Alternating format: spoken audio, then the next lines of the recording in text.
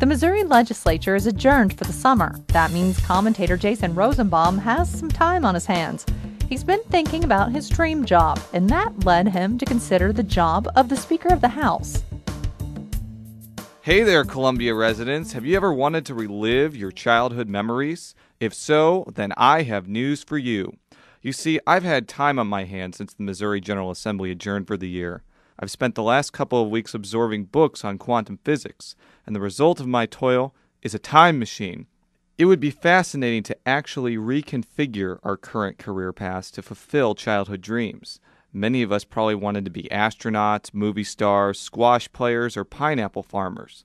A few of us probably aspired to be President of the United States, but it's a pretty safe assumption that few of us wanted to become the Speaker of a state or federal house. On the surface, the trappings of the Speaker's office would make little kids ditch their dreams of traveling to Mars. Individuals who hold the office carry a great deal of power over controlling the flow of legislation. They also become highly visible symbols of the legislative process in action. But House Speakers are often the target of intense media scrutiny and sometimes painted as partisans who abuse power. That could be the case with House Speaker Nancy Pelosi, who has been struck lately with criticism over her knowledge over the use of waterboarding in interrogations. Closer to home, House Speaker Ron Richard got his first hint of the media glare when he assumed the speakership earlier this year.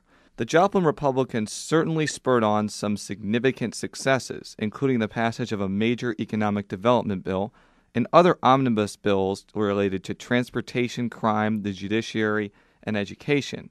Richard and other Republicans were criticized for using their power of the majority to derail legislation to expand health care to the poor and mandate insurance companies to cover ailments related to autism disorder.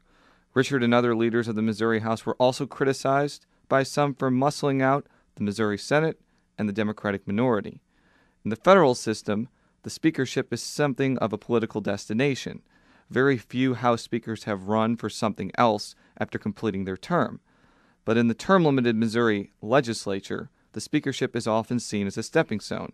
But the controversy associated with the office has made the speakership something of a stumbling block. Steve Gaw, for instance, failed to parlay his speakership into statewide office or a congressional seat. Bob Griffin was forced to step down and later serve prison time after a record-long tenure as Speaker. And while Catherine Hanaway became a U.S. attorney, that only came after she lost a bid for Secretary of State. Richard could be the first Speaker in a generation to break this trend, as he could very well get elected to a Senate seat next year. Not sure how many kids aspire to that, however, but I've been wrong before. After all, I'm Jason Rosenbaum.